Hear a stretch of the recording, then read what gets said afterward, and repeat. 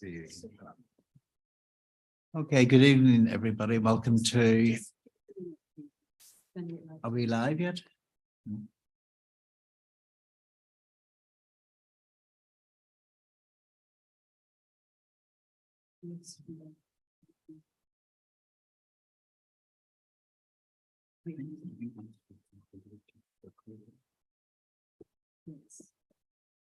We can do 3 apologies now. Okay, good evening, everybody. Welcome to this meeting, Schools Forum.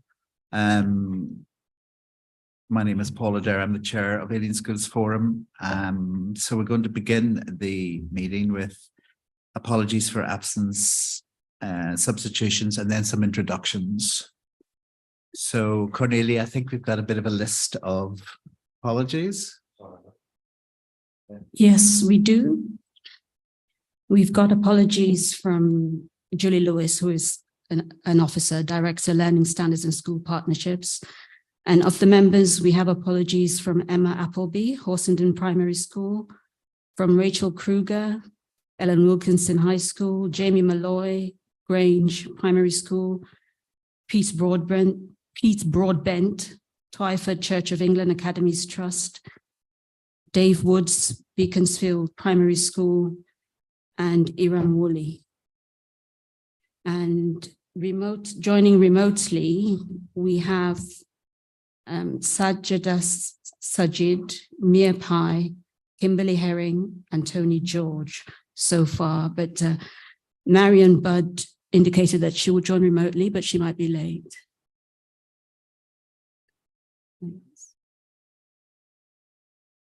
Okay, I think one of the things check that we're quorate. There's not a lot of decisions to be made, but we just do need to check that we're quorate, which means that we need to have 12 people or 12 members of school forum to be quorate. I'm just admitting 3 more people into the meeting.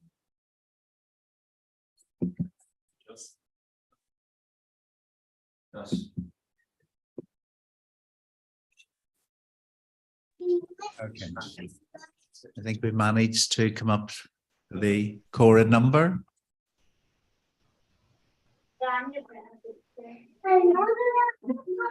With additions.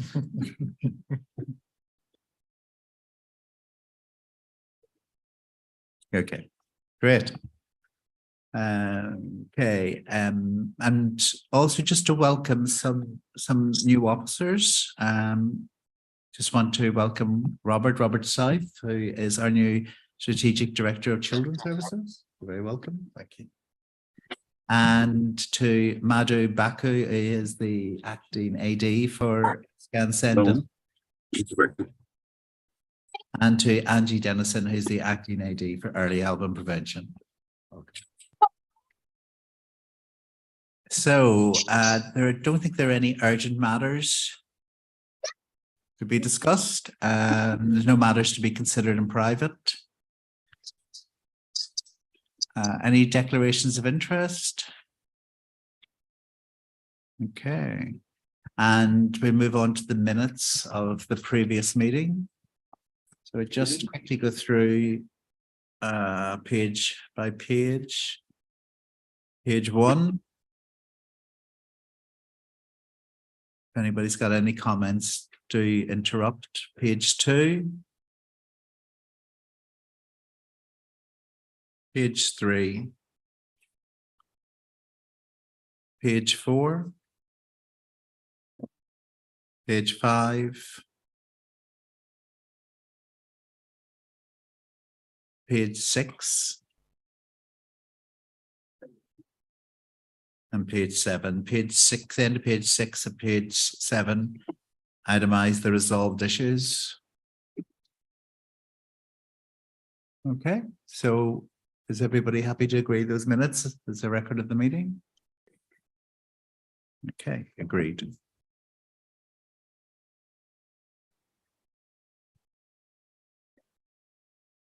So to membership. So we're just noting the current membership because we have had some additions to School Forum membership. Cornelia, have they been published in these notes? Yes, they have been. We can welcome 3 members that were reappointed following their renominations. So Ian Buchanan has been reappointed to the Schools Forum, as have Emma Appleby and Jeremy Hannay. And in respect of new members, we have Tony George, who's a new Academy member, and Pete Broadbent, who's a new member in the VA and Faith Ethos Academy Free School group. Unfortunately, Pete Broadbent had to give apologies. Super. So that just there remains, is it 2 vacancies, Cornelia? 3? One is 2 in the primary schools Primary school. category and 1 in the representative of non-SEN providers. great.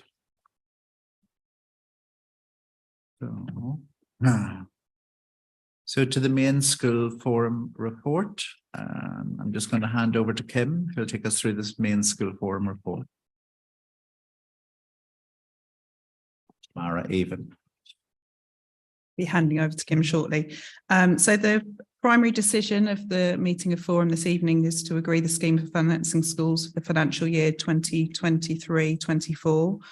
In addition, we're asking that Forum note updates in respect of early years, high needs, place planning and sufficiency, and school attendance.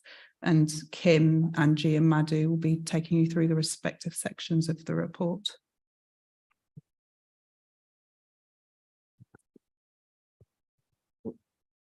So the first recommendation is to note the summary of changes to the scheme for financing maintained schools. Yeah, and I think 1 and 2 are pretty much related. Yeah, so the scheme is attached to the report as Appendix 1, so the revised draft scheme. It's substantially the same as last year's scheme, other than kind of date updates, with only 1 sort of change that's been, so there were no directed changes in the government guidance on scheme for financing schools this year. There is, it's the right page. So on page 15 of the documents, there's 1 key update that's been incorporated into our scheme, which is just around the income from sale of assets. So what that does is just provide some further guidance on the retention of funds from the sale of land assets. So that's just some additional wording that the DfE have put in their guidance that we've added into our scheme. And as I say, other than that, the changes are just date and very minor wording changes. In terms of agreeing the scheme, so from the recommendations, so we require forum members to agree the revised scheme today, and that comes into effect for this financial year. And to note that should there be any further amendments following feedback, that these are reported and considered at the next meeting. The only very minor amendment that still needs to be made that I'll make before we publish, if it's approved, is just to update the name, the post titles of, so there's reference to Judith's old title in there, which needs to be updated to the Robert's Strategic Director of Children's Services title. But that's the only change that other change that needs to be made to the version that's in Appendix 1. So do we just need to do the vote to So does anybody have any comment on the scheme for financing maintained?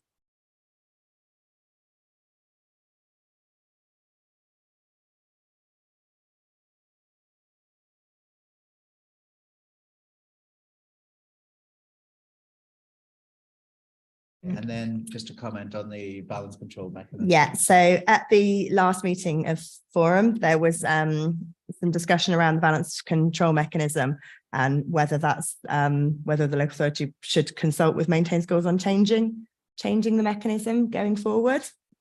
So what we've done in the report, so that balance control mechanism is currently set at 8% of budgets for primary, special and nursery schools and 5% for high schools. And then the mechanism in the forum sets out the incremental levels at which the clawback would then be applied, and that it would be applied to schools who have increasing surplus budgets over a 3-year period. And so Forum requested at the November meeting that the authority consider alternative approaches. So one of those alternative approaches that we could consider is whether we applied the balance control mechanism to all schools with increasing excess surpluses, rather than just or all schools with excess surpluses, rather than those where the just those where the surpluses are increasing. So we've included an illustration on page 15 of the report of how many schools that would potentially bring into scope.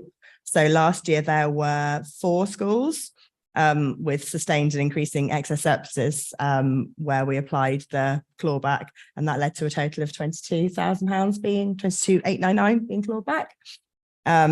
If that clawback mechanism had been applied to all schools with excess balances, rather than having the condition in there about excess and increasing, it would have applied to 30 of the schools. So a considerably higher number of schools. And then if you brought the incremental levels at which you applied clawback down to the 8% and 5% from the current, where they only start clawing back over 9% and 6%, that would have brought another 7 schools into scope, potentially. So it would be a much larger group of schools that would potentially be in scope if we amended that, that condition. Changes to the scheme require the full consultation with governing bodies and head teachers of all maintained schools ahead of a forum decision. So it's not a decision forum can make without having done the consultation.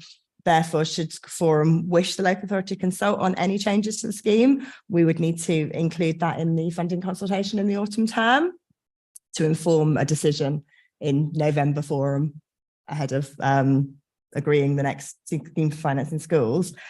Given the broader financial pressures on schools at the moment, and the fact that surpluses are reducing across the majority of schools in 22-23, the local authority's recommendation is that we maintain the existing mechanism and continue to keep in the condition around balances needing to be excess and increasing over time, rather than just as a 1-year snapshot. But that's for members to sort of comment. Sorry, and just to say that the decision around this kind of recommendation and applying the balance control mechanism comes to the June meeting. So maintained schools have just closed the financial year down. So we're now aware of the balances of schools, and we're waiting to receive the balance forms where there are balances in excess. And so at the June meeting, we'd be reporting the outturn to you guys for a decision about whether to actually apply the mechanism that's set out in the scheme. So that's a decision for forum to come to a future meeting. So the issue at hand for us this evening is really to comment as to whether we want a revised version of the excesses to be included in the consultation in September, autumn term. Or are we happy with the present parameters or boundaries of the present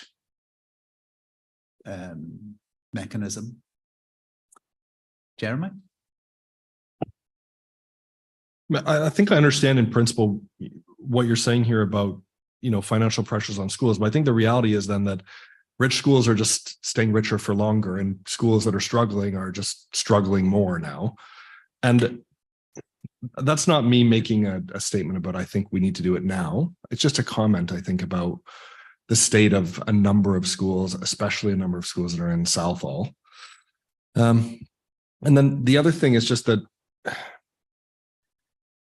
a 5% return on balances that are quite high when it's 5, 10, and 15%. That's, to me where I have the biggest issue. I think I agree that we're talking, I'm not talking about a 1-year snapshot deal where someone's gone over the 8% in primary or whatever it is in high school, and that we need to make a move then. I think that the idea of it's increasing year on year for 2 to 3 years, absolutely. But I think the mechanism needs to be much, much greater than 5, 10, and 15% for those schools in that kind of scenario. And I think that if even when schools are experiencing financial pressure as we are right now, if you're increasing above that surplus every year, you're not feeling that financial pressure. So that's a moot point.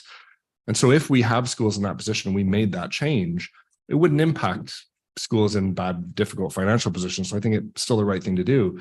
But if you're above that and you're increasing every year more and more, the mechanism, I think, should be a much higher percentage of that surplus. Because the question is, what are you doing with that money and why are you not spending it? And if you don't need it, there are places in the local authority like Send that could absolutely use it. Jeremy and John. To back up what Jeremy's saying, really, I think that consulting on it seems like at least a neutral position where we can actually garner the opinion of people, of colleagues on this and go forward from there.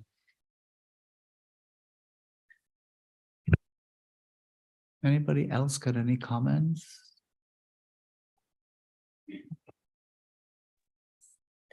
Hi, this is Mia coming in remotely. Don't know if you can see my hand. Okay, Mia. Let's turn my video on. You can see it's me. I just had a question, really. Apologies, Kim, if I missed this in what you were saying, but what's the purpose of considering a change?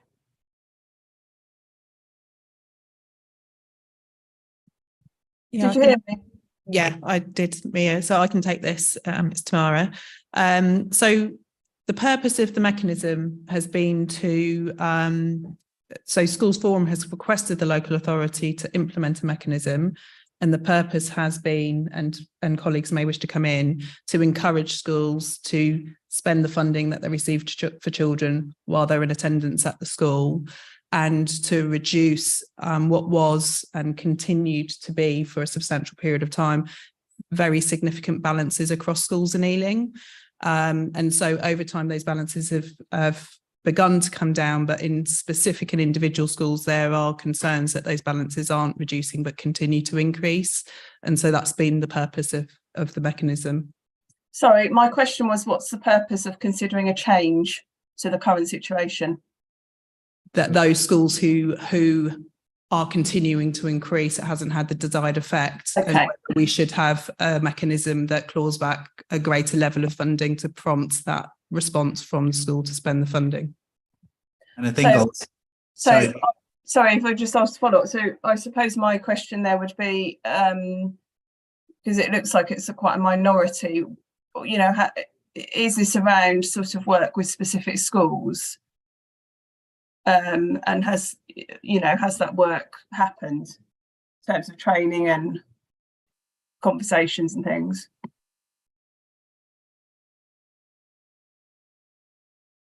So there continues to be, each year there are conversations with those schools that fall within the balance control mechanism about how that's arisen, and there has been support offered.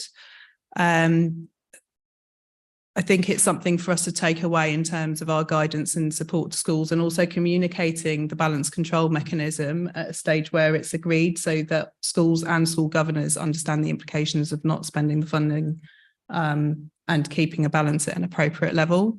So I think there is some work around comms and support to schools. And also, just to be clear, we're not, so the mechanism for the decision we'll be making in June will be relating to 2022-23 balances and will be the current mechanism. In agreeing the scheme for financing schools today, that's the 23-24 scheme, and that also has the current mechanism in it. So we'd be talking about 24-25 balances for any change. So it's not a change that would affect sort of schools who weren't currently aware of the implications of the mechanism now. It's a future change we'd be consulting on. Thank you. also, I think the broader question was that Forum had requested a revisiting of this. issue. So it's not necessarily that the officers want to change it. I think Forum had requested that it was revisited, and the mechanism to do that is through the consultation. Charlotte?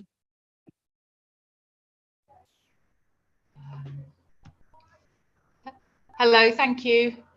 Brilliant. Hi all. So just a couple of things. First of all, it would be really helpful for me, I would find it helpful as a head teacher to understand what ring-fenced funding happens around that, particularly as we've had sort of funding tranches that have come into schools that we weren't necessarily anticipating. So that would be really helpful for me to understand.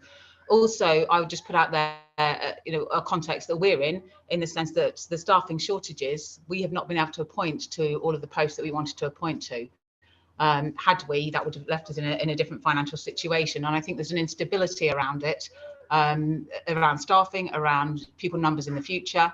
And so for me, I think I would be happy to keep with what we have here, but I would also support Mia's comment there about guidance and support and feedback for schools as well. Again, I would find that really helpful. Thank you. Thanks, Charlotte. Jeremy? Yeah, I think Charlotte's point and Mia's point are very well taken in the sense that I'm hopeful that I speak on behalf of Forum members when we say we trust officers to have conversations with schools who have increasing balances around budget planning, in the sense that it might be issues like recruitment. It also could be future thinking and planning, and that, we have full trust that officers are having those conversations. And if there is an issue, very acute issue like that, or there's a longer term plan for that spend that requires a buildup of funds, that absolutely makes sense. And I believe that is happening. I think I'm speaking much more about when there are funds building up and there seems to be reasons that don't exist, or reasons that maybe officers would find unusual over time, like over 2 to 3 years. That this is where I think 5, 10, and 15% are just nowhere near enough of an incentive for that money to be spent well. I think also in terms of my own input, the jump from 4 to 30 is quite stark. So to put all that work in for 4 schools is interesting. But when you go to the second option, it jumps from 4 to 30 schools. That's quite that's just something that I note. But I suppose the decision that we have to make is, for want of a better word, decision is whether we're going to include it in the next consultation round. That's what we have to come up with tonight.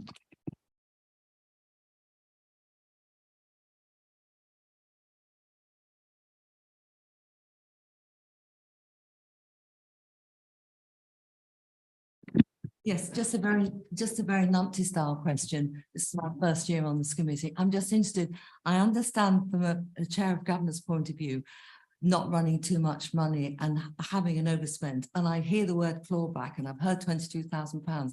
And just out of interest, what happens to the money that you claw back? Where does it go? And how do we see where it goes? What benefit is it to us at the school, knowing that there's going to be some kind of clawback? Are we eventually going to benefit from that? Thanks, Wendy. And so the agreement with Forum has been to apply the clawback to the high needs block. And so that funding goes into the pot that essentially supports all schools, because virtually all the high needs block goes back out to schools. And so school colleagues will be aware of the additional outreach services, additional capacity within various services to offer to schools. And so there's a broader benefit to the school community rather than the individual school that funding is being clawed back from. So those conversations happen with the individual schools at the point they're contacted around being subject to the clawback mechanism. There's an opportunity to provide additional information and challenge. But equally, officers do challenge those schools in terms of the realistic kind of, forecast of spending, how they've arrived at that position, the commitments that are being made with that balance. And so more often than not, the clawback has proceeded as officers have proposed. Where there are grants and one-off funding that's ring-fenced, such as kind of catch-up premium type stuff, that is deducted. So there are minor adjustments to that. But the purpose of the clawback mechanism isn't to benefit the school that has been clawed back from, but it is applied to high needs, which ultimately benefits the maintained school community. On an ongoing basis, that's a decision that we'd bring back to forum about how forum members would like that clawback to be. So if there's sort of decisions as to how that might be used going forward, that's something we'd discuss with forum members. Hi. Where schools have incurred a clawback, has it actually changed their spending behaviour? So there have been a small number of schools that were subject to the clawback mechanism for more than 1 year, but most schools are subject to the mechanism and then don't come back through. So they do reduce between years. So it does have an impact on schools. It raises the awareness and prompts the decision making and the planning that the balance control mechanism is intending. And so it appears to have the desired effect. But I think one of the challenges is in the context of schools and school balances. It will be interesting to see what the outturn balances are, which are reported to Schools Forum, the decision you make at the next forum around applying the current mechanism and how that control mechanism evolves over time. So I think it needs to be informed on the basis of the context that schools are operating in as well. So in the context, if it did go to consultation, I suppose it's what options are going to be given. So the option is to continue with the present structure, or as I think what you are alluding to, Jeremy, is, for example, do we cut out the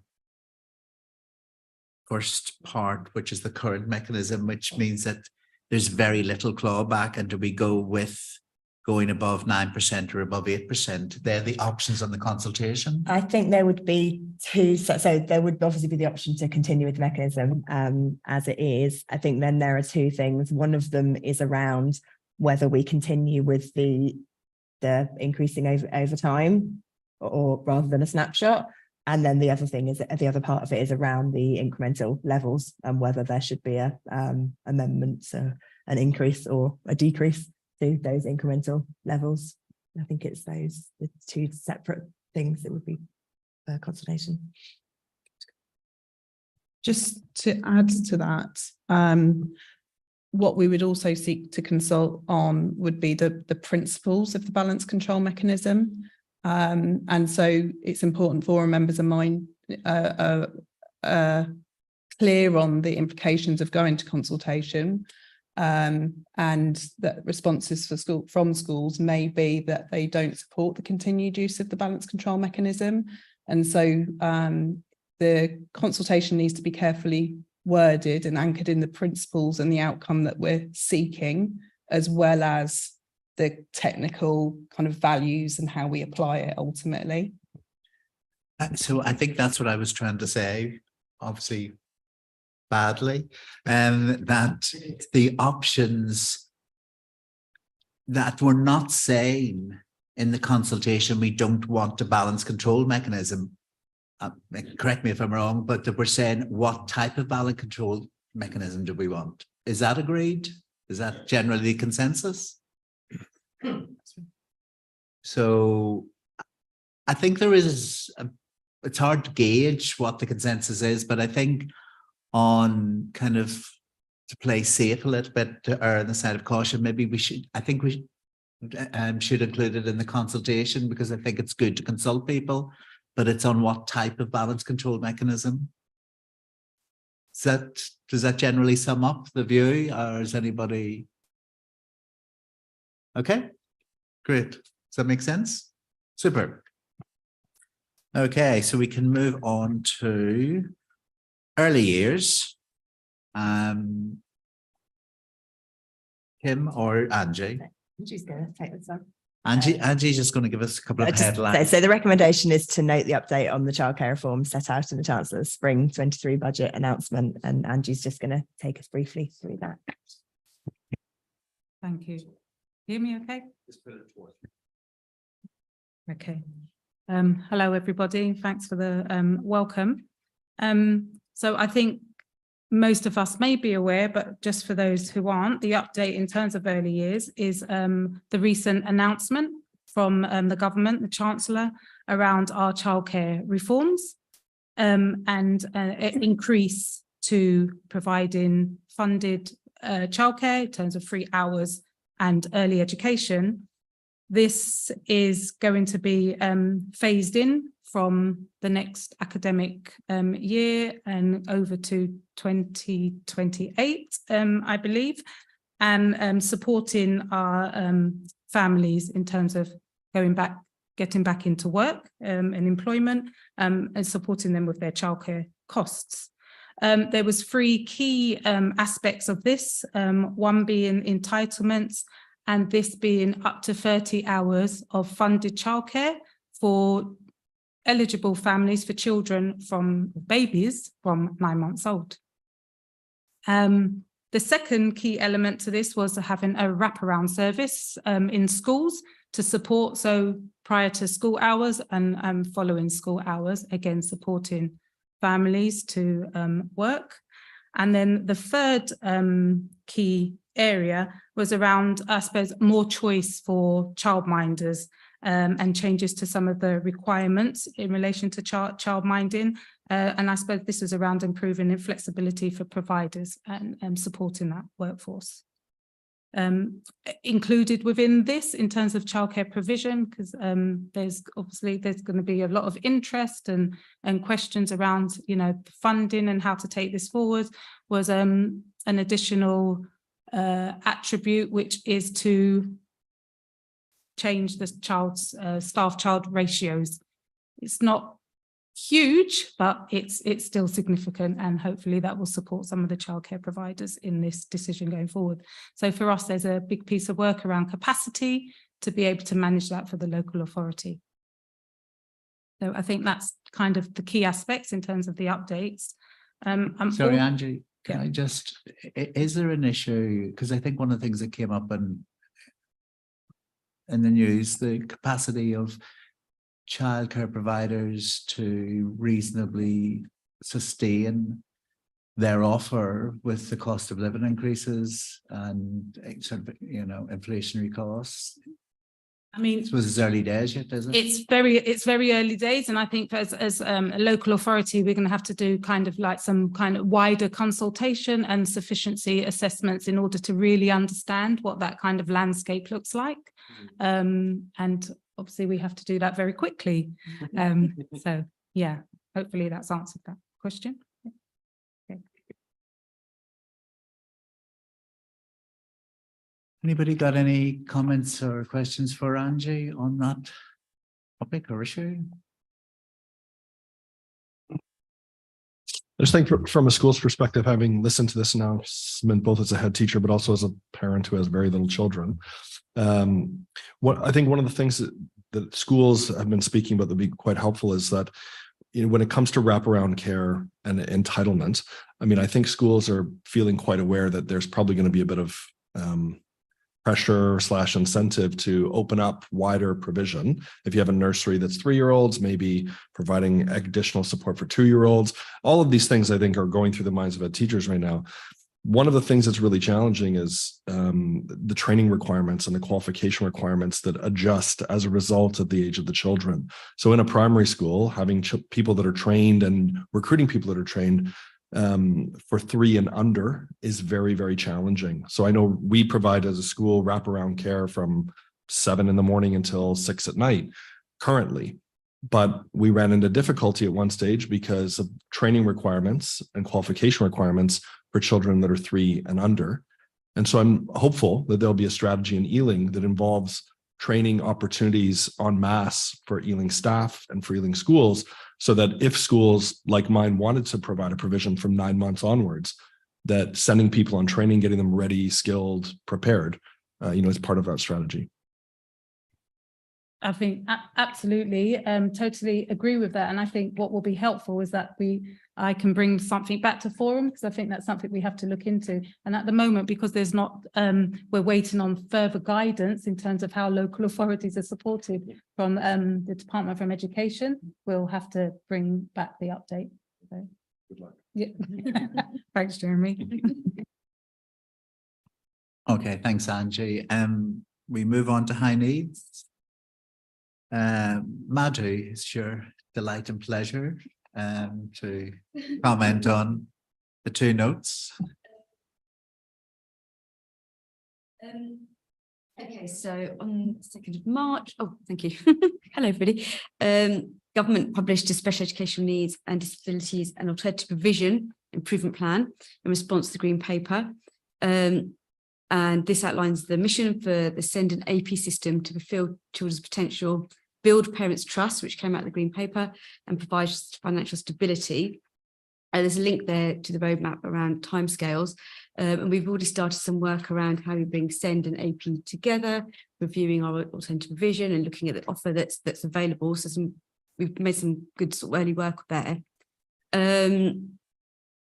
It talks about the provision that should be ordinarily available for children in mainstream schools. So we're working really hard to think about, as Joan mentioned, training, you know, what's the support offer for schools, for support staff to be able to meet a wider range of need. How do we work with our special schools to support us with that expertise? So we're starting those discussions and thinking about what that might look like. They are also saying by the end of 2025, that they will make significant progress towards introducing a national framework of banding and price tariffs. But obviously we don't know what that looks like yet. And that'll be something that we will need to bring back to this group and discuss in detail, I'm sure. They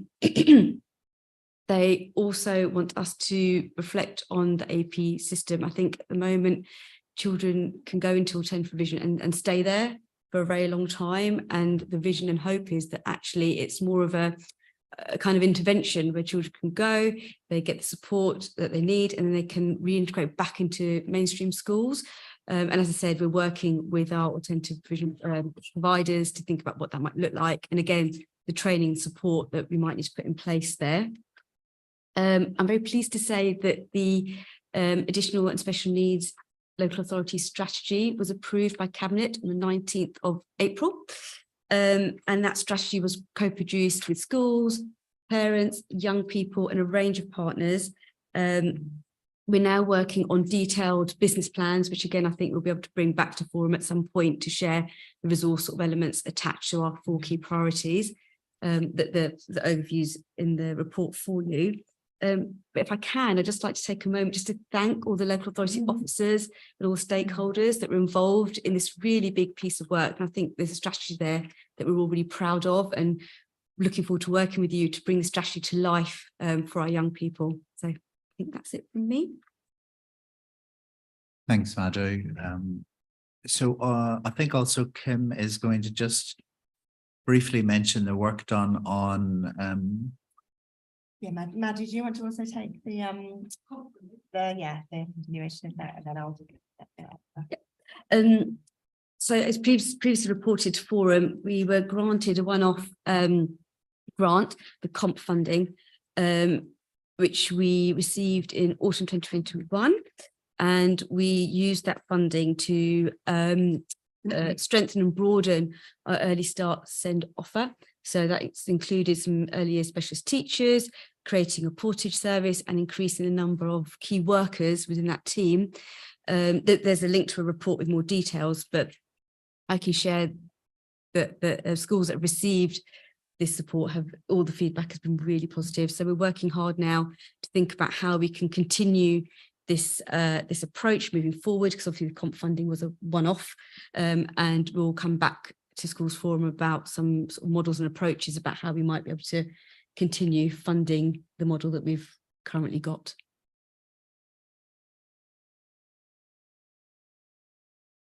Thanks, Madhu. Kim, do you want to talk about?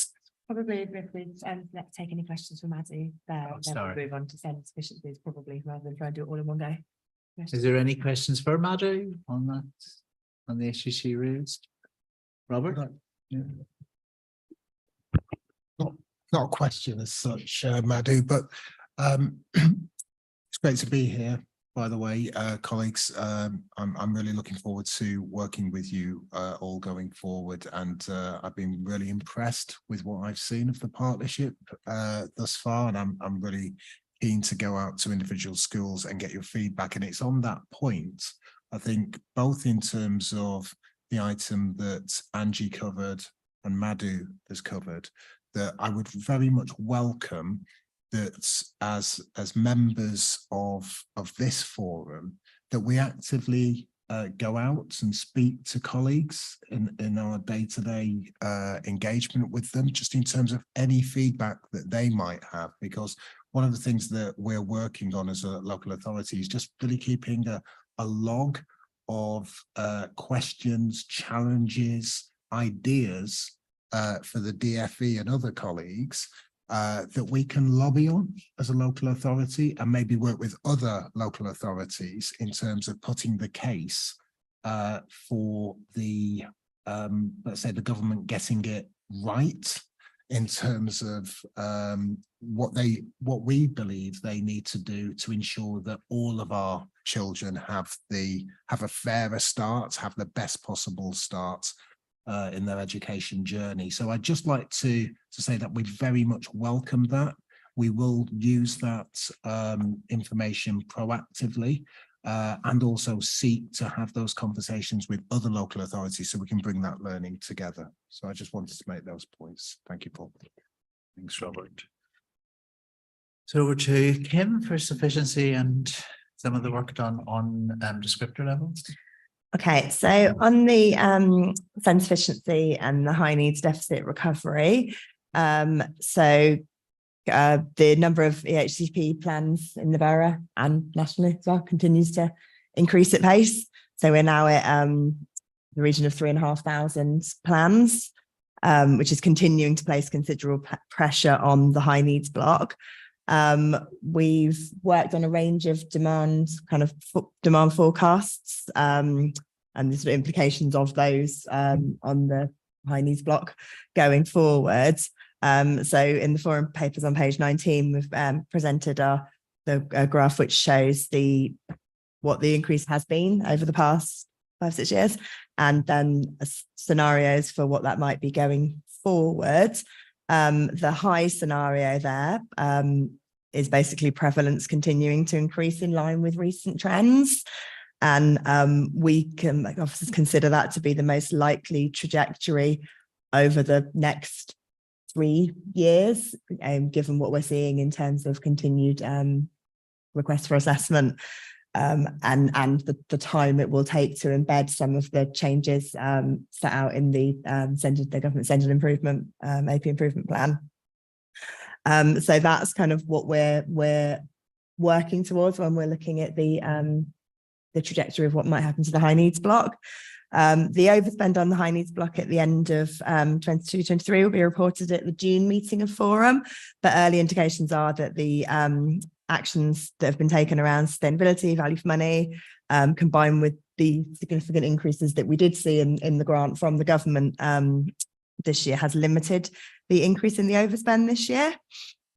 However, based on that high plan scenario and the sort of increases that we're expecting to see, coupled with what the government have said to date, that there's going to be that funding isn't going to continue to increase at the rate that it has, and we'll see smaller increases in high needs block funding going forward.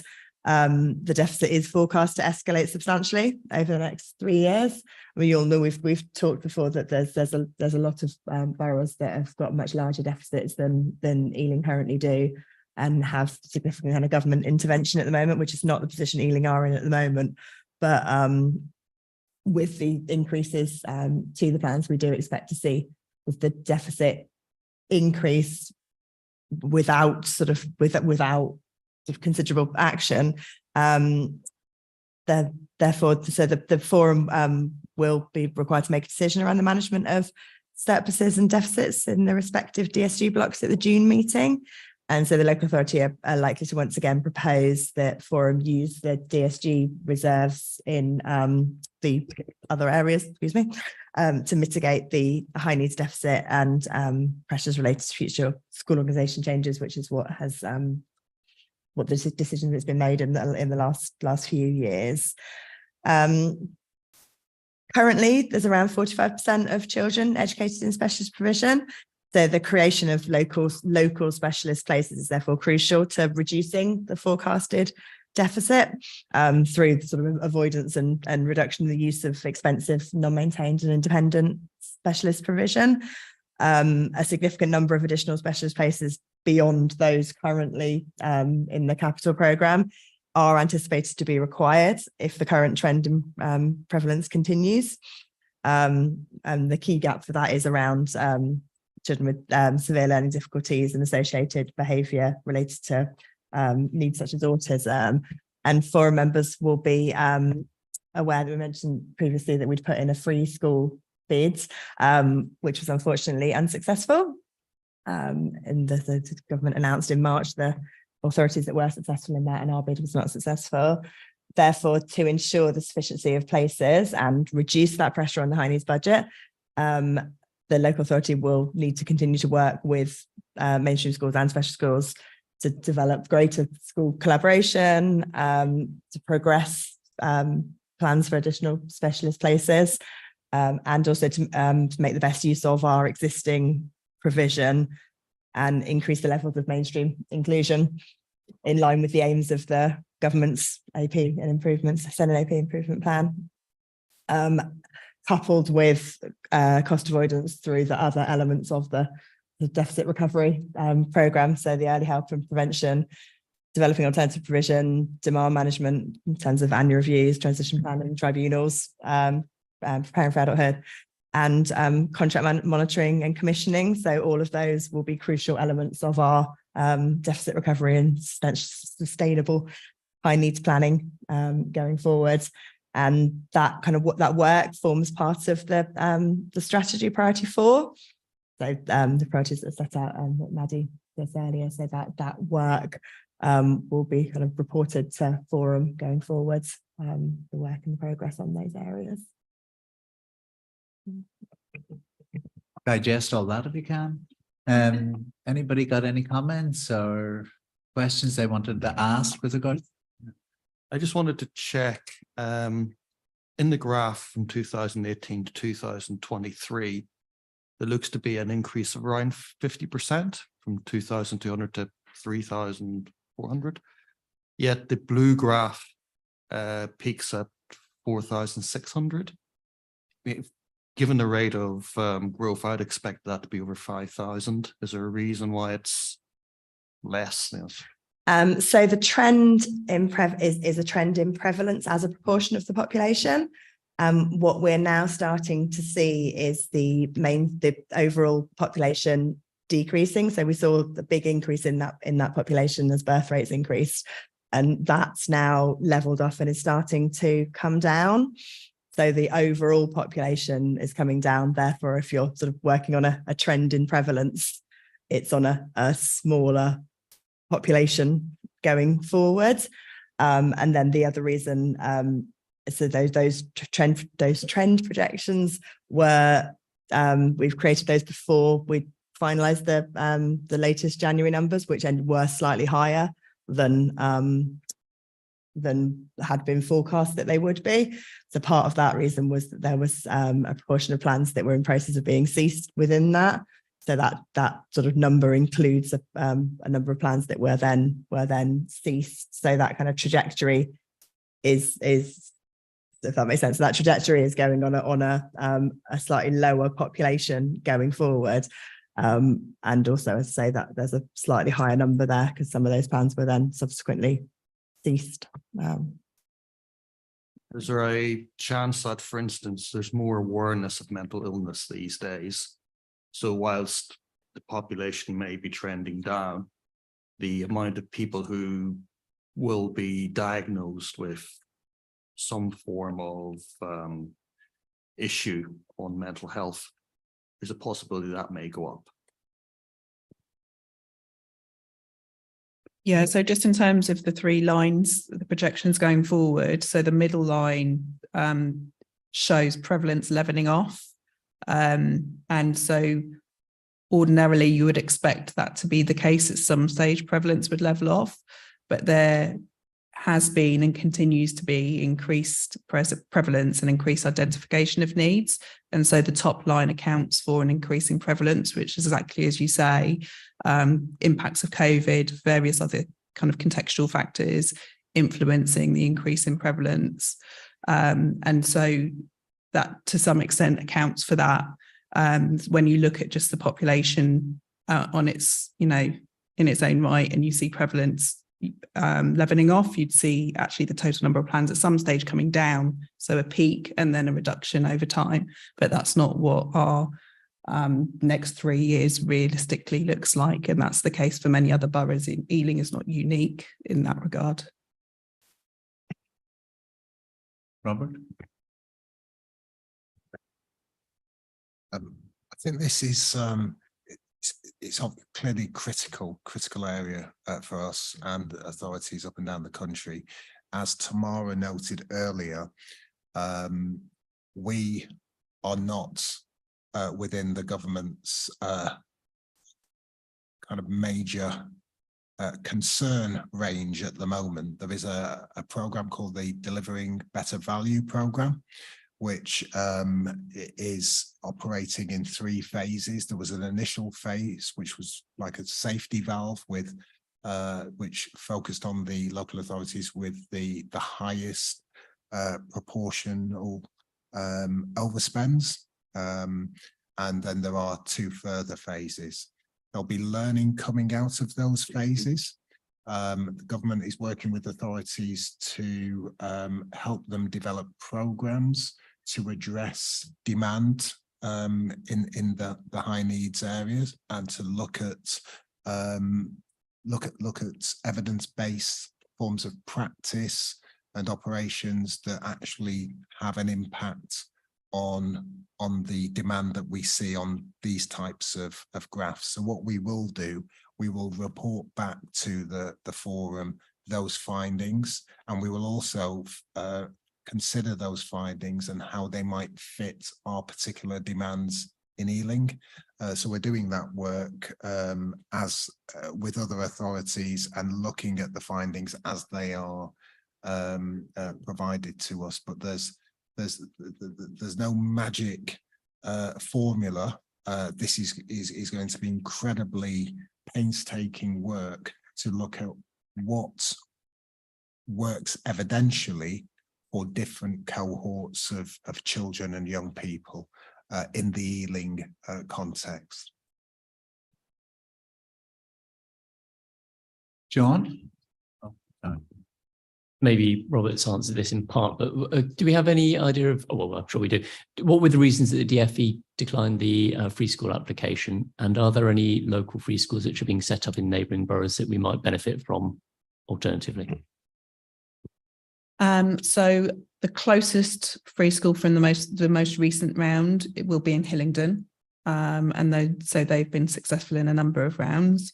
The reasons set out by the DfE, there were 3 key reasons. One of the reasons was around a clear and compelling case. I think they've taken that view on the basis of the context of local authorities more broadly and where they need to prioritise their resources. So we believe there is a compelling case on the basis of the information you've seen and we've shared with you. But they have to make their decisions on the basis of a broad range of criteria. One of the other reasons was that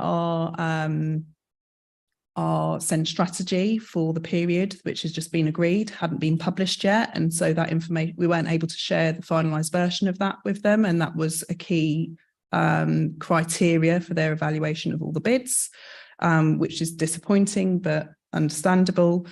And the last one was about the joint bid. So the DfE had set out that it was keen to receive joint bids across local authorities, and Ealing's bid was joint with both Harrow and Hounslow.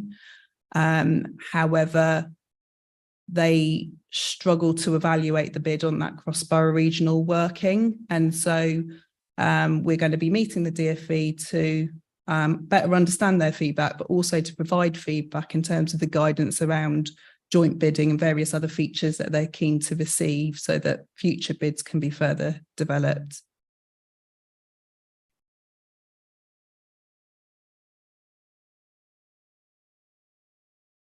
So if there's no other comments,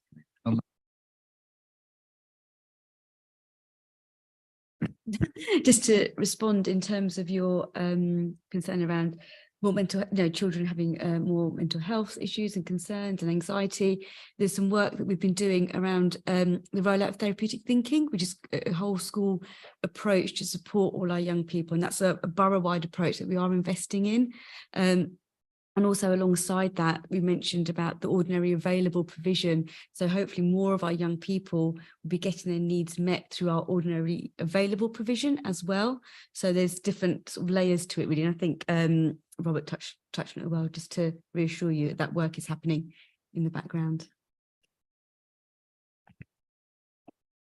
But clearly, these are forecasts, and I think we all are appreciative of that, and that's why we'll be tracking this very closely term by term. I think it's also important not just to look at the data, but to actually engage with children, young people, families, to listen to their views, what their experiences are on a day-to-day basis, and thinking very much at that early stage how we can support new parents with children, so that we can actually support that emotional well-being and resilience within families who are experiencing very challenging times, particularly at over the last few years since COVID, and as we deal with the cost of living pressures.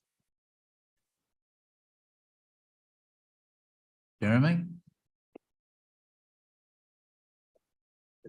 This is a really tricky topic, I think, because the vision and principles and priorities, they're nice, they're good. It's a nice graphic. Schools are not feeling supported with SEND. And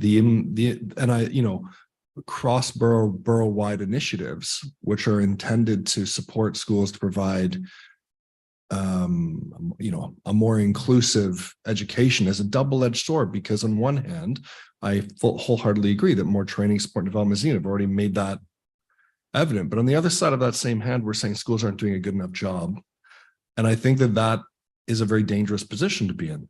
We don't have enough places. We don't have enough money.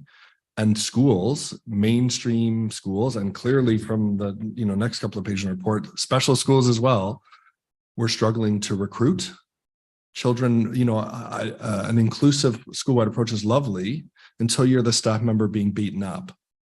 It's a whole other thing.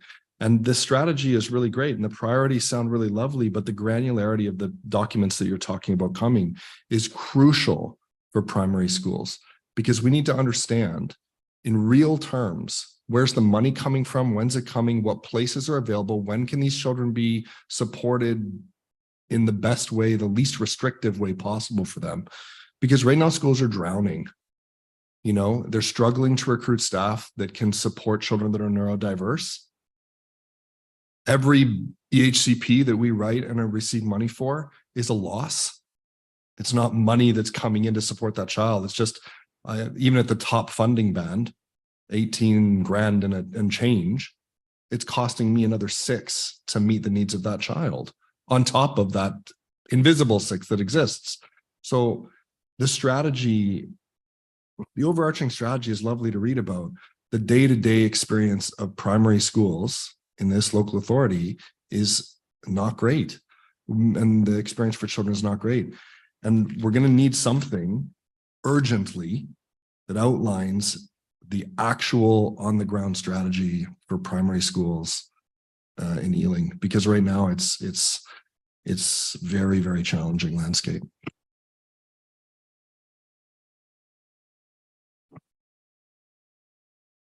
Tamara? Thanks, Paul. Thanks for the feedback and comments, Jeremy. I think they're all important points, and I think not a surprise to officers. I think in terms of context, I think Ealing's in a similar position to many other boroughs, and there are some strengths, but also areas for us to continue to work to improve.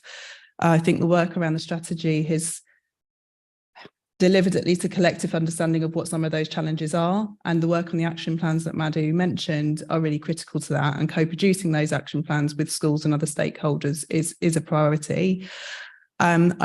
I guess the key point and what I want to mention is there's a broader governance structure around the delivery of the SEND strategy, which includes partners, and so the forum's role in respect of high needs and the decision-making role of forum will be really focused on the management of the deficit recovery plan and ensuring that's built into the strategy, because ultimately if we get the provision right place, right time, then we will use money effectively, whether there's a deficit or not.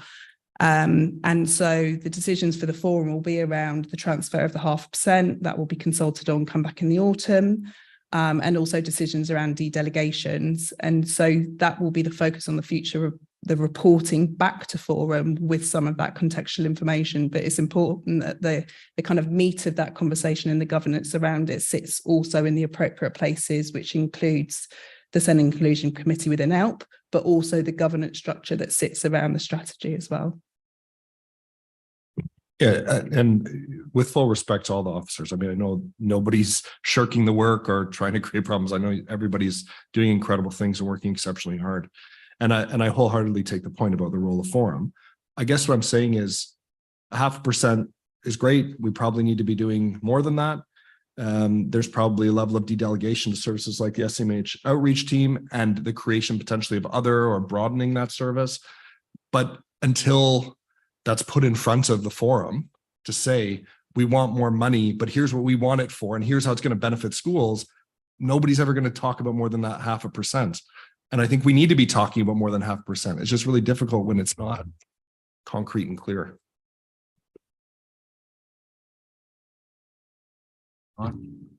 I think in line with Jeremy's point there, this is about looking at the risks going forward as well if things aren't right, and the financial costs which could be involved, because it does feel like there's a kind of a crisis coming, and that if we can't get that strategy correct and to fund things in the right way, then we might quickly slip down and find more difficulties in the future.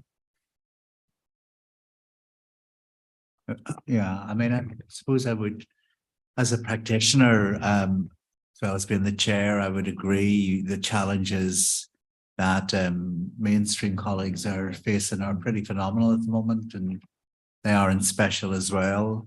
I suppose I do want to also add that, in a sense, not to come defensively from it, but in one sense, if the local authority, you know, we're lucky the local authority didn't sit on their laurels with regards to particularly the significant expansion program of additional resource provision, with challenging some of the special schools to increase their numbers, and that's been a challenge in itself. So, but it feels like, you know, the old adage of, you know, the M25, the more lanes you create, the bigger the demand, the more the demand. But the constant kind of headline feedback from mainstream schools is around capacity, and that's a tremendous challenge. So I think that the more, I mean, and, you know, and I don't in any way want to sound patronizing on this, because I do recognize the frustration, but the more that schools can engage in this difficult process, the better the chance of some sort of solution. So it's kind of like, what I'm saying is we really need to almost up our ante with regards to engagement rather than feel defeated by it. And I agree with you, Paul. And I think that's the call, right? The call is that every school should be a special school. Every school should have an ARP. Every school should have that kind of provision. But I can say there's a primary school. I'm happy. We're open, send. But the training, the development, the space, if I've got what we need, we'll run 6 schools on the side. We'll do whatever we can do. every school should be a special school. Every school should have that mentality. But there needs to be concrete stuff that supports schools and heads in seeing that way forward. You know, because if you say to me today, with no training, with no support, with no help in recruitment, with no, you know, open an ARP or open two different, I'm going, oh, Ofsted, oh, funding, oh, specialism, oh, I'm getting nervous. So let's pave the way for people to go down that road, because I agree, that's where we should all be. Sure, and the workforce is a major issue in this. I mean, we interviewed today by the skin of our teeth. By the skin of our teeth, we were able to recruit. You know, it's what a lot of the national issues are about around recruitment and retention, and it's really at a frontline level extremely challenging. So you know, we do, you know, nationally that needs to be addressed because it's crippling schools. So yeah. Okay, so message loud and clear about the whole issue around efficiency. Kim, do you want to talk about just briefly about the other piece of work? Yeah, so the last update on the high needs area is around the top-up funding arrangements for 23-24, and particularly the work that we've the local authority have done with special schools around their top-up funding arrangements. So in November 21, the local authority commenced a project to co-produce a set of descriptors of levels of need and provision within Ealing special schools. And the main aim of that project is set out on page 20 of the report, but it's to have a shared understanding of the needs and the similarities across and differences across the schools, and to support the fair and transparent system of resource allocation, to reduce some of the exceptional funding requests that were increasing through from special schools. And to ensure that the schools had sufficient resources to meet the children's needs, and it was a fair and transparent process. The context of going into that, so at three of the special schools closed on a deficit budget this year. Two more had previously indicated they'd struggle to set a balanced budget for next year, and while the local authority continuing to provide sort of ongoing support and challenge schools to make efficiencies and to understand their budget context, it was recognised that part of the pressure was an indication of the mismatch of funding to meet needs, as well as the wider context around pressures around inflation and cost increases. So through the project, we've co-produced and developed 10 level descriptors with the special schools, and those have covered the range of needs across the 6 special schools, and also Allenby's special educational needs units at Allenby, the one school that have a severe learning difficulty units in their school.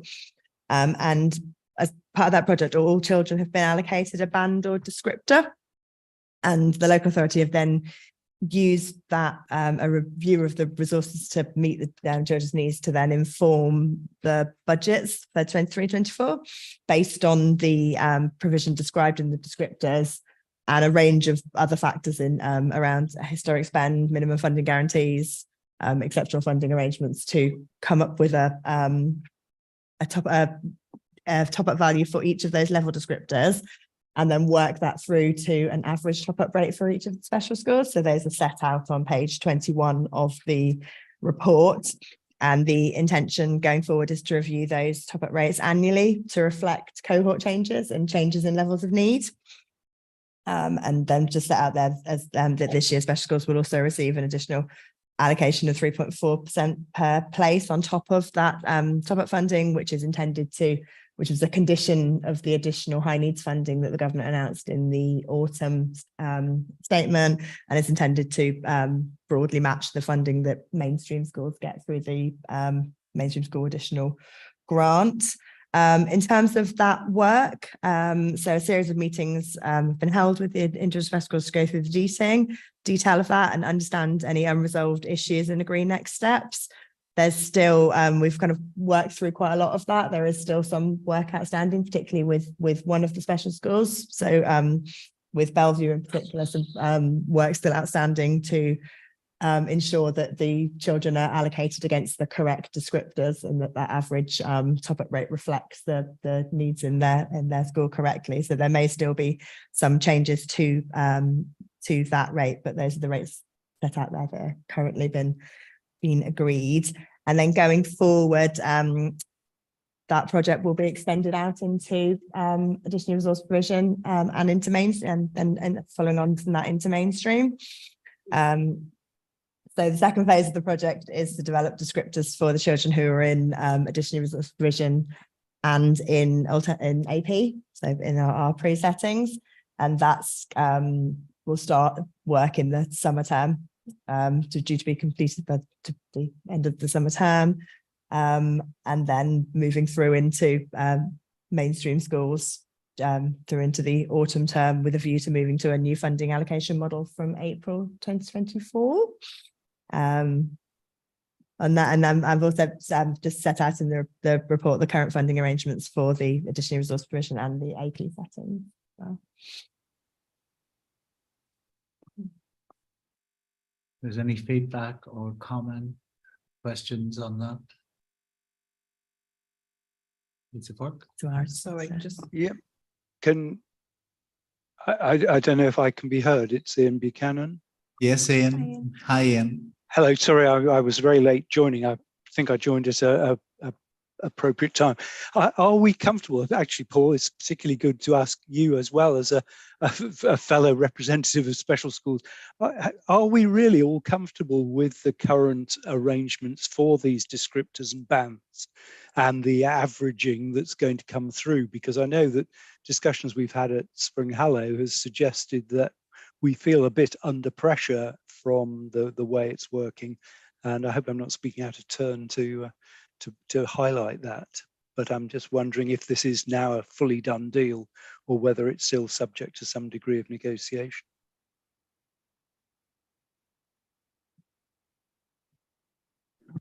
I mean, in the end, it's a decision for the officers, but there had just to say that this has been a long process, Sure. 12, at least 12 to 18 months. A very painstaking process with regards to moderation meetings, which I know you'd be aware of. So I think it's 95%, it's 95% at its final destination. As I think Kim said, there's still a little bit of outstanding work with Bellevue. And there's been, as you know, a variety of interesting responses. But I think in the end, there has to be a place to be arrived at. And I think at that stage, I'll hand over to Tamara. Very wise. Thanks, Ian. Thanks, Paul. I think that's very diplomatic of both of you. So in terms of the overall outcome of the work that's happened to date, one of the key features was to have a clear evidence base to allocate an appropriate level of resource. And so this process has resulted in additional funding for schools and address issues that have been raised by schools. I'd say it's not perfect. There are lots of lessons to be learned for the future work, and it's not set in stone. What I'd suggest, though, is that for the majority of those schools, other than the school that Kim has mentioned, the young people at the school are broadly in the right level descriptor band. There are still some pressures on school budgets, and there is a balance of appropriate levels of funding from the local authority, but also steps for schools to take around, ratios and various other discussions that we have with schools all the time in terms of appropriate challenge from the local authority, as well as understanding the level of resources needing and making that funding available. There are still some outstanding individual decisions to be made around how the local authorities and schools approach truly exceptional cases. So where there have been agreements made, say through tribunal, or there is not, there's provision required for a young person that you wouldn't ordinarily expect in that setting for the types of needs and pathways that setting provides for. And so there are some continued conversations with a small number of schools about agreeing the approach around there. But as Paul says, the bulk of the work in setting the budget for 23-24 has been done. And so with those hopefully progressing and being resolved over the next couple of weeks, the local authority wants to continue to engage in work with schools, both special schools and mainstream schools and those with ARPS, to ensure that we don't have the situation that we've had in the past where we haven't had a mechanism to review funding. And so part of the reason for this work was to ensure that there is a kind of business as usual approach that local authorities and schools work to ensure that we have a mechanism for reviewing funding on an ongoing basis and year to year. And so I think to a large extent that's been achieved, but there are still some issues to work through. Yeah, I think, sorry, Ian, go on. I was just going to say, I think probably the argument isn't at all about the descriptors as a principle. I think the point is actually something that Kim touched on about pay reviews being unfunded and inflation generally, therefore not being reflected in the cost per pupil per descriptor band. And I think that's the bit that probably we might hope that there would be flexibility moving forward, because that's the thing that's going to make it very difficult for, I think, all schools, but in this case special schools, to balance their budgets. And so that's probably more of my point than the descriptor issue itself. So thanks very much, Tamara, for your reply. I think it's also worth just mentioning that for colleagues who haven't been involved in this project, this long project. Long, yeah. That the bit in blue are the headline descriptors or summary. There is about 10 pages of descriptor levels that sit behind each of these descriptor levels.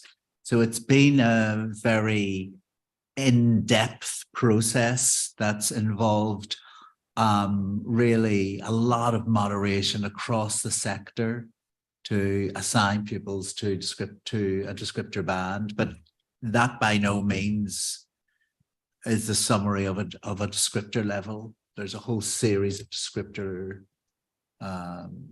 segments behind each of those headline figures.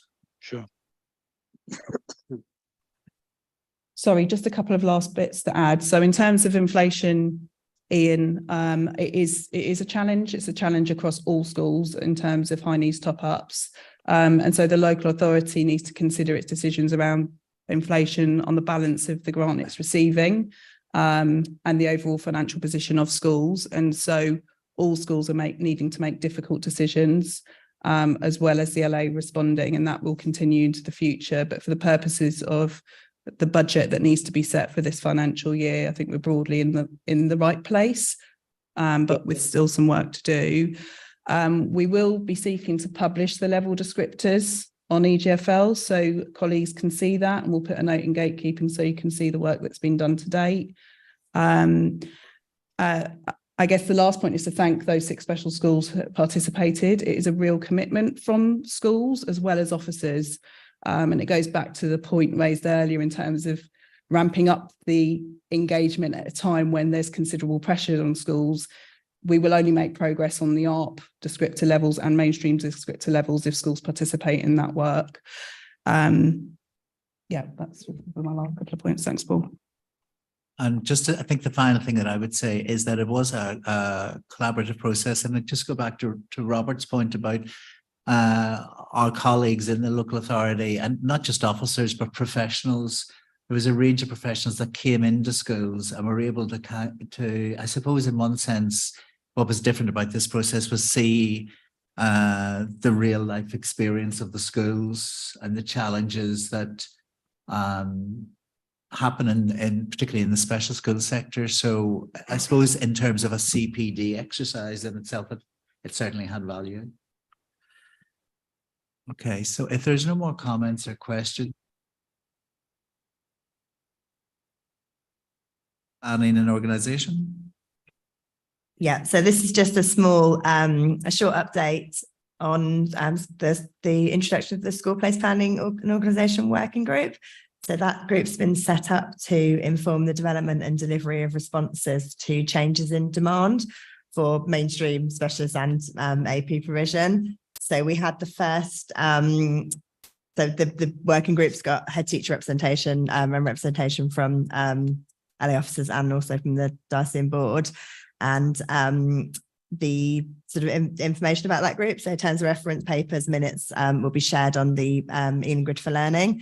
And also the intention is that head teacher representatives on that group will feedback to colleagues via the primary quadrants and the special and high school head meetings. So that's kind of route for sharing that information back with all schools. The first meeting of the working group took place on the 28th of March.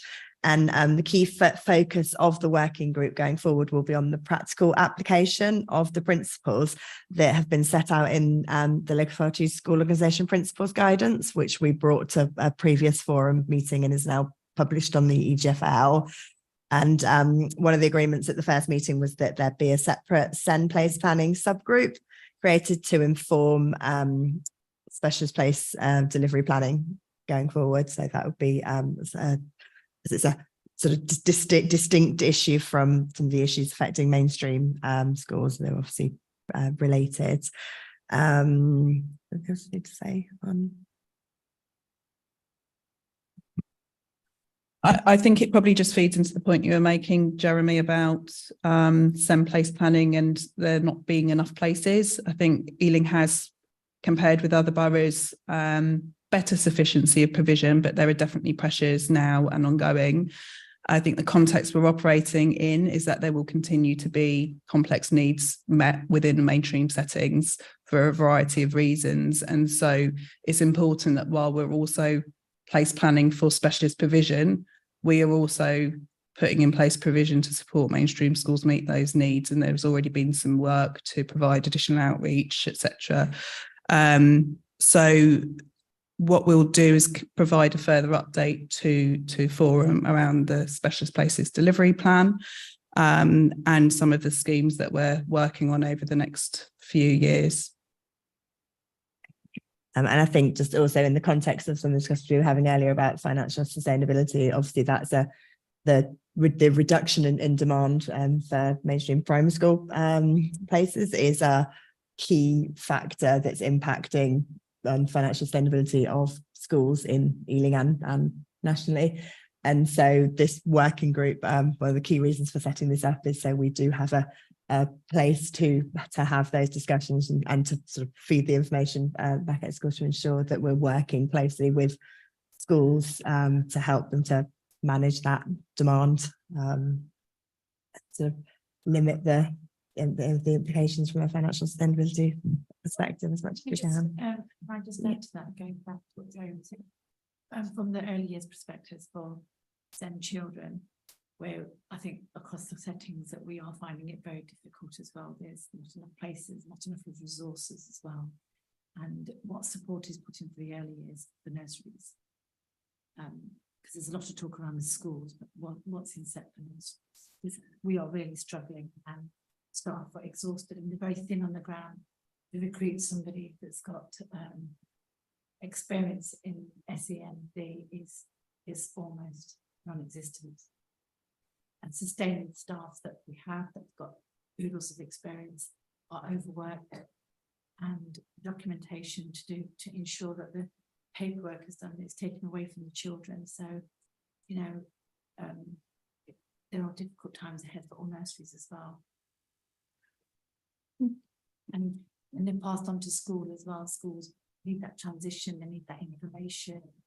And, you know, it's not happening like it used to happen because there are so many SEN children coming through.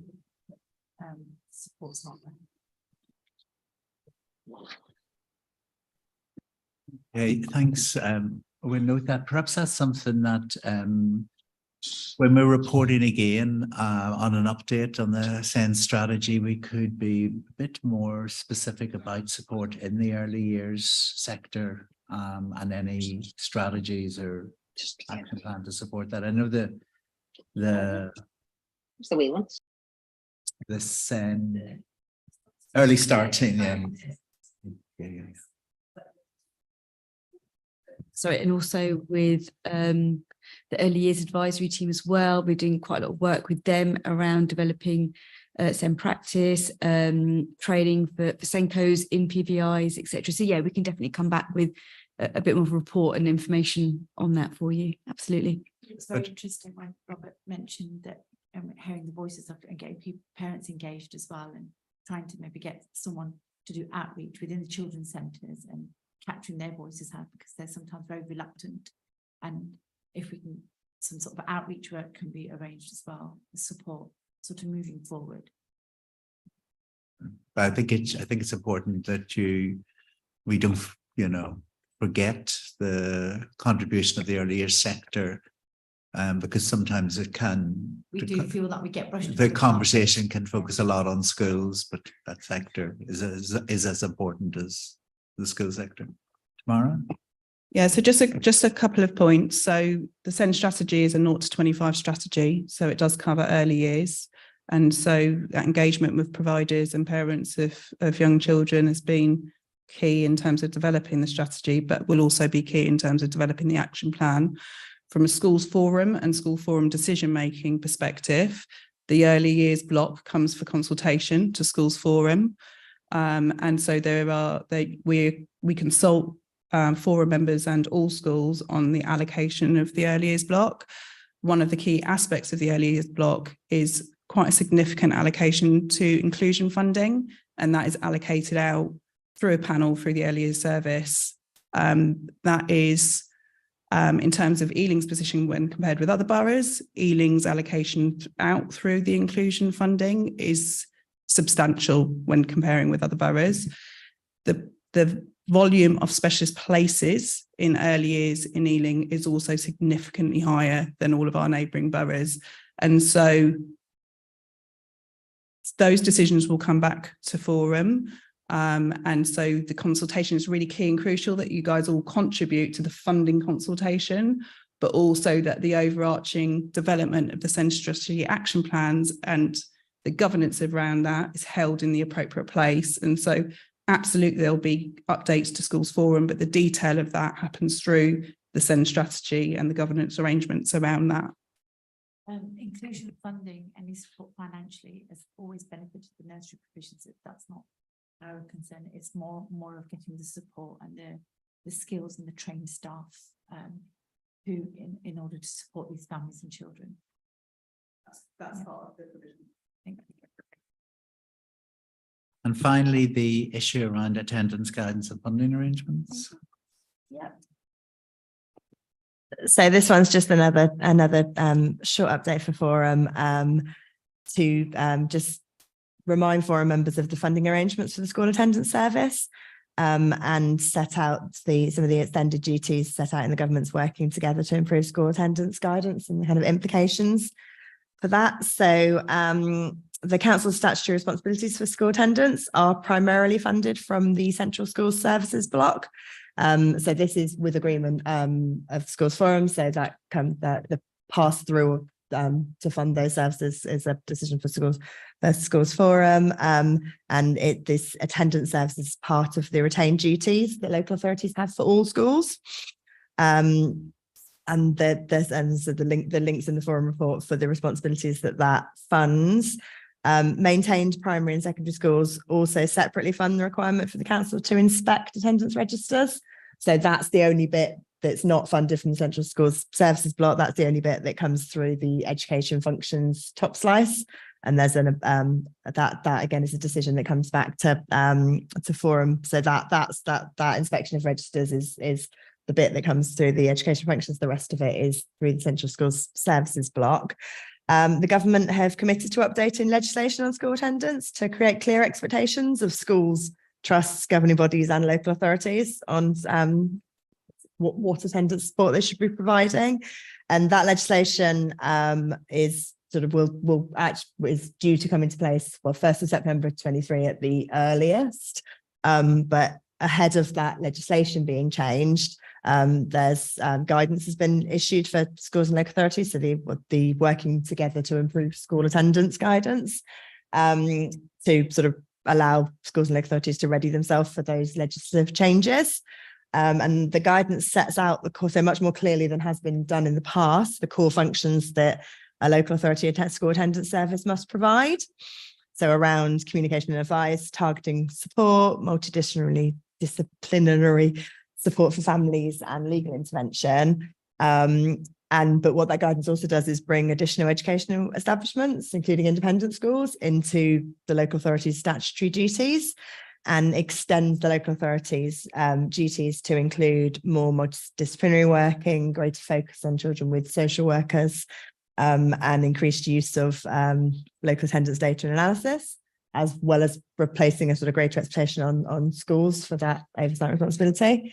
The local authorities will need to meet these broader this broader remit within the existing budget within the Central School Services block. So unsurprisingly, there's no additional money for additional duties.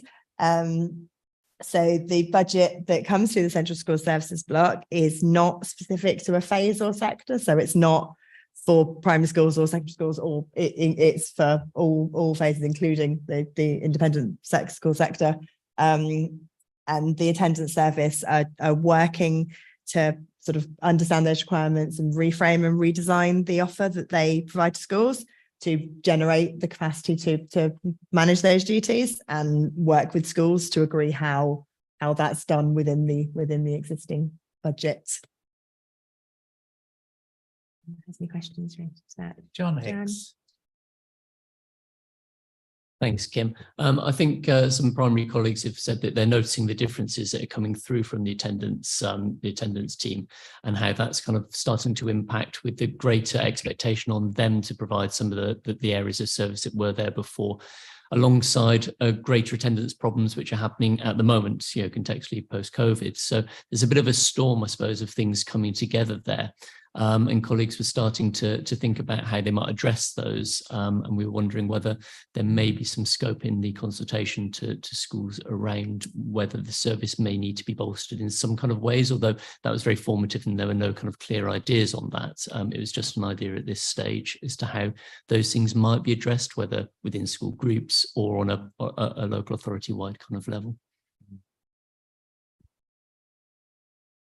And just to support what John's saying and expand it a little bit, I think that, really having a think about that service and whether it's going to be a delegated amount of money top sliced, or whether there's going to be opportunities for buy-in services specifically around things like, home visits and, where schools are thinking capacity, relationships, all these sorts of factors that are quite crucial. But because schools are often in different scenarios, especially around attendance, that there may be schools say, well, we don't have that as an issue. We don't want to pay for that. So it's just providing a range of options in a consultation that people could look at. Yeah, so just in terms of the consultation and working with schools to develop the offer, so what we're keen to do is set up some form of working group with some representative heads to discuss the development of the offer. That's slightly separate to the decision-making of forum and what would go ordinarily into a broader consultation of document about funding. So we have a statutory service to offer. We offered that statutory service, and this is where it's funded from. So the schools block is essentially a bit of an in and out. Central School Services block is a bit of an in and out. The government give us this funding for central services, and you guys agree that we keep it. There is a debate to be had around traded services and what it's appropriate for the local authority to provide, and what actually it's appropriate for the school to provide who may already have those relationships with parents, and how that sits. And so absolutely, there's an option in terms of how we may bolster that service, but also, appropriate challenge, I'm sure, from a range of stakeholders from you guys about what you believe we should be prioritising, as well as what we realistically will have capacity for, and what forms what the government is setting out as what they expect to be the whole school approach to attendance, and linking that into emotional based school avoidance, children missing out on education part-time timetables, and that kind of local authority-wide strategy around SEMH as well as early help. So it's much more wide-reaching than what would have been your typical, education attendance service. And so we've been discussing internally about how we work across SAFE, SEN, various other services to have a much more collaborative approach internally, but also thinking about what part schools play in that. So yes is the answer. Yes to what? To everything. So yes to thinking about different funding models, yes to thinking about traded service, and yes, thinking about how we might bolster appropriately attendance service or other types of support that may have the desired impact. It may not be the attendance service. It may be that there's a view that there are particular factors affecting certain groups which aren't actually attendance officer duties. It's some other form of support to families to enable them to attend. So just to be clear, in terms of the role of forum in this discussion, you're outlining a distinction about forum's role in attendance as opposed to or alongside some sort of potential traded service. Am I right? Yeah, and so what the local authority will do, as it usually does, is consult on the central school services block, and that sets out the kind of the broader duties of the local authority. And so within that, attendance sits there, and so schools will feed back on the agreements around the budget. It may be that schools agree that there should be greater investment beyond what's been set out, and that's a discussion that would come through that mechanism. Traded services aren't a decision for forum. That's a broader strategy that's agreed with schools for the local authority to implement, and so that would usually take place outside of, but that broader context would be part of the consultation, but it wouldn't be a decision-making matter for forum. Does that make sense to colleagues? No. So just to be very clear on this, is this issue around any amendment to the attendance service that is in respect of forum going to be part of the consultation in the autumn term, or is it something that needs to go to ELP, or is it a de-delegated service, or I'm not quite sure what we're saying here. So the reason for the update is to clarify how the attendance service is funded. And so the funding is largely from the central school services block that the government allocate, and that comes to forum on a line-by-line basis for approval. That funding, the overall level of funding, is dictated by the government, not by Ealing. Schools could choose to transfer money out of schools' budgets into that book and make it larger, or, you know, so those are the types of decisions for forum. So it's not a de-delegation that would come for decision. That's not an option for the attendance service. So there are limited ways that school forum can make decisions around funding the attendance service. So what I'm suggesting, and not very clearly, is that there needs to be some work over the course of the summer term to set out what the principal are and the local authority wide with partners approaches to improving attendance. And that will be potentially a combination of what our statutory offer is, which we have very little capacity to scale up, but we could reprioritise our existing resource, and what actually are the duties of a school, but they could pay for some additional support, whether it's from the local authority and another organisation, or, you know, another service to enrich that offer from the schools. And so that's part of the discussion that needs to happen in the summer, but it's not a school forum decision. And so there'll be elements that will be part of that autumn term consultation, but there needs to be some wider consultation with schools about what the broader approach and offer needs to look like. Is that clear for everyone?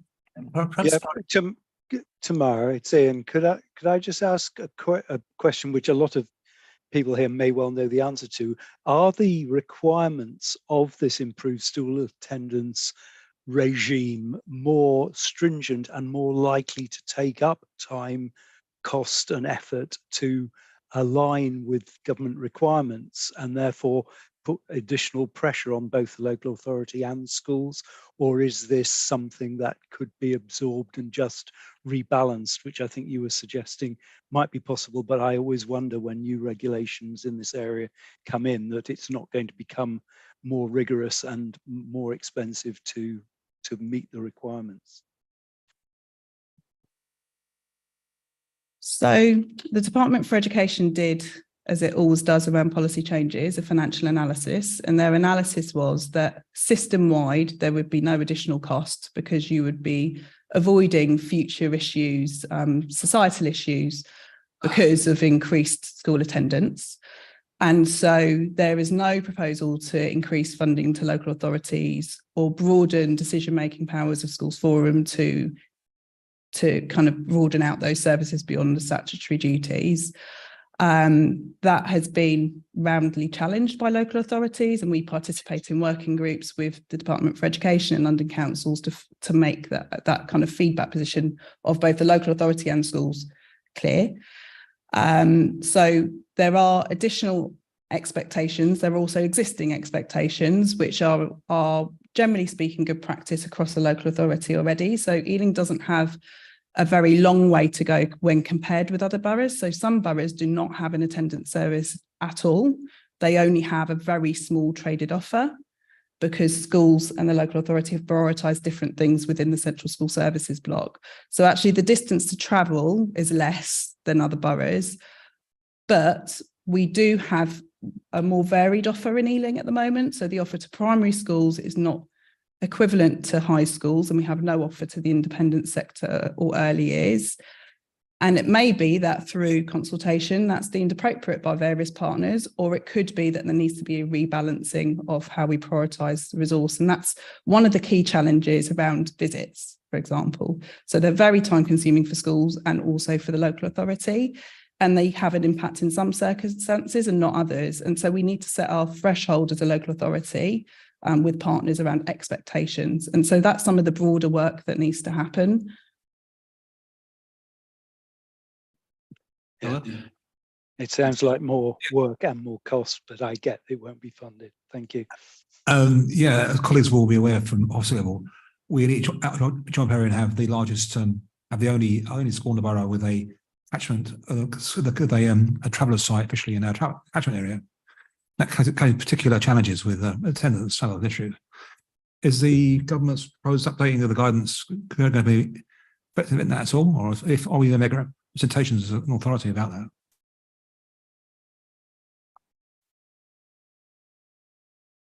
So there's a clear expectation that disproportionately represented groups are identified and monitored, and that strategies and interventions are put in place at all levels. So within school and across partners, including the local authority. But there's no specific requirement to individual groups, but there's a broad expectation about disproportionately represented groups. Sorry, I don't mean to belabor this because it probably amounts to not very much in the end anyways, but if Forum were to take the view in June that we were to bolster the attendance service funding, would Forum alongside officers then have the capacity to say, well, with this bolstered funding, we would like an additional service? Or is that outside the remit?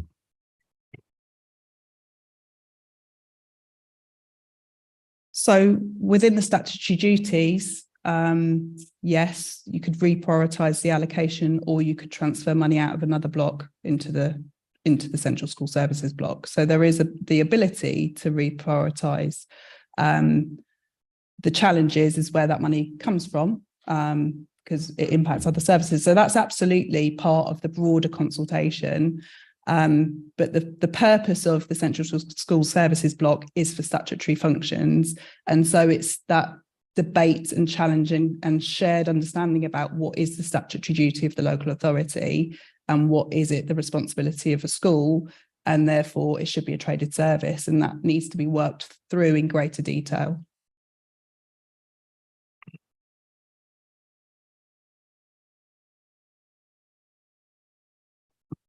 Okay.